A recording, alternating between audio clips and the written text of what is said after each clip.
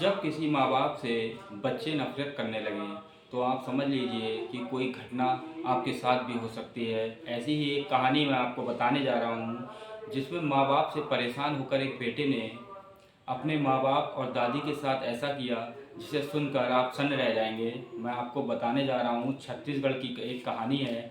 छत्तीसगढ़ का एक ज़िला है जिसमें वहाँ पर 3 लोगों का बेरहमी से कत्ल कर दिया गया और उनकी बॉडी को जला दिया गया।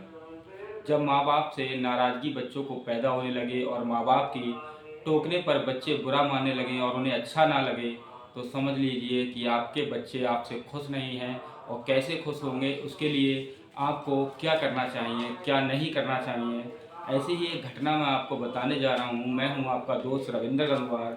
आपको बताने जा रहा हूँ मैं ये घटना छत्तीसगढ़ राज्य के एक ज़िला महासमुंद की है। वहाँ का थाना लगता है सिंघौड़ा और वहाँ का ब्लॉक है सरायपाली और गांव है पुटका। उस गांव में एक ऐसी घटना घटी जिसे सुनकर दुनिया संग रह गई। जब इस केस का पुलिस ने खुलासा किया तो पुलिस भी सन्न रह गई कि ऐसी घटना कैसे की जा सकती है। इसके लिए मैं आपको बेहतर तरीके से पूरी जानकारी देने जा रहा हूँ। एक परिवार था, हंसता खेसता परिवार, और एक अच्छा सा खूबसूरत सा घर था जिसमें 5 लोग रहा करते थे। जिसमें एक बेटा उनका बाहर चला गया और एक बेटा घर पर रहता था। एक बूढ़ी दादी थी जिनका नाम सुलोचना भोई था, जिनकी उम्र 77 साल थी, और उनके बेटे का नाम प्रभात भोई था, उम्र 52 साल थी, जो कि प्राथमिक विद्यालय में सरकारी नौकरी करते थे। बेटे को उनकी बातें नागवार गुजरती थी जिसे लेकर वह परेशान रहता था और अपने माँ बाप से बहुत ज़्यादा ही नफरत करने लगा था। आपको बताना चाहता हूँ, छोटा बेटा उदित रायबरेली में एमबीबीएस की पढ़ाई कर रहा था। 8 मई 2023 को जब उसके माँ बाप और दादी का फ़ोन नंबर बन जा रहा था और उससे बात नहीं हो पा रही थी, तो वह विचलित हो बैठा और उसने अपने चाचा को फ़ोन किया कि माँ बाप को आप ढूंढिए, उनसे कोई बात नहीं हो पा रही है। जब उनके माँ बाप वहाँ पहुँचे तो उन्होंने देखा, उनके चाचा ने देखा कि ऐसा कुछ नहीं है, कि कोई भी घर पर नहीं दिख रहा है। उन्होंने अपने भतीजे उदित को कॉल किया और उदित को बताया कि यहाँ पर कोई भी नहीं है, घर में ताला लगा हुआ है। तभी छोटे बेटे की तलाश शुरू हुई जिसका नाम अमित था। सॉरी, माफ़ी चाहता हूँ, अमित जो रायबरेली में रहता था, और छोटा बेटा था उदित। उदित कुछ नहीं करता था और नशा करता था। इसी बात से लेकर उसके माँ बाप परेशान रहते थे, उसे ताने देते थे। ताने से परेशान होकर उसने एक ऐसी घटना को अंजाम दे दिया कि जिसे सुनकर क्षेत्र के लोगों में दहशत सी फैल गई थी। मैं आपको बताने जा रहा हूँ, थाना लगता है सिंघौड़ा। सिंघौड़ा थाने में जाकर उनके बेटे उदित ने जब शिकायत की, तब पता चला कि उनके माँ बाप और दादी का कोई पता नहीं चल रहा है। 3 लोग घर से गायब थे। गायब होने के दौरान पुलिस ने जब छानबीन की तो कोई भी वहाँ पर नहीं मिला। जब नहीं मिला तब उनका बेटा अमित जब एमबीबीएस रायपुर में कर रहा था, वह वापस आया। वापस आने के बाद उसने पुलिस से पूछा कि मेरे माँ बाप और दादी और मेरा भाई कहाँ है। पुलिस ने उनके बेटे उदित को फ़ोन लगाया। उससे जब बात हुई तो पुलिस ने केस का खुलासा किया।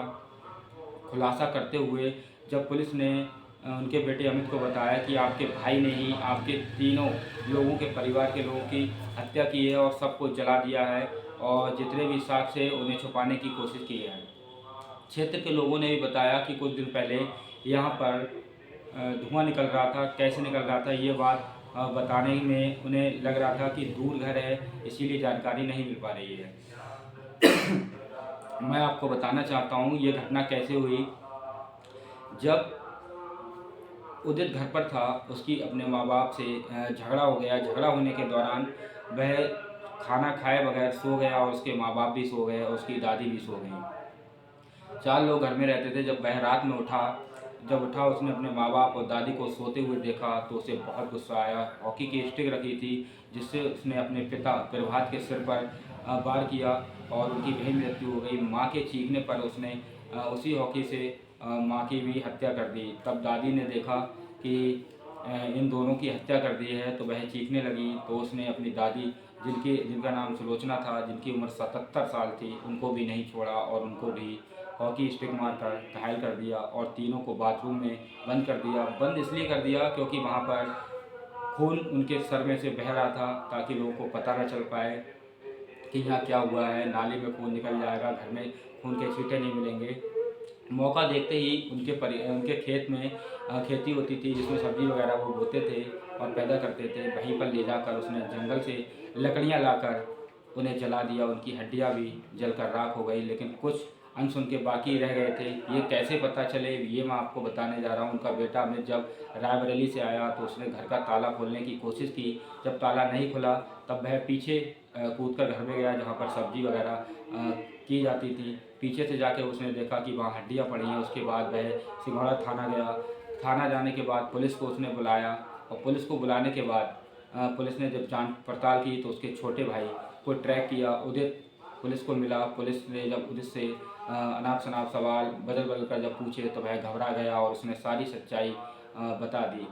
तभी जब प्रेस कॉन्फ्रेंस हुई, वहाँ पत्रकार भी थे और अधिकारी भी थे, तो कुछ पत्रकारों ने उनके बेटे से पूछा कि तुमने अपने माँ बाप को और दादी को क्यों मारा।